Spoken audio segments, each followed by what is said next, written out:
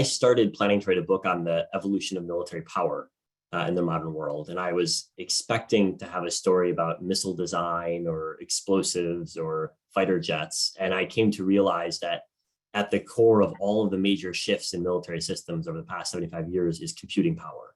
If you look at a fighter jet today versus a fighter jet of 50 years ago, the design's not all that different. The engines work basically the same. They carry the same payloads under their wings, but what's different is computing power. They've got sensors, they've got communications capabilities, they can hit targets with almost precision accuracy. And all that has to do with the ability to miniaturize computing and distribute it in systems across the battlefield. And as I was studying this, I realized that the first semiconductors emerged for demands by the military.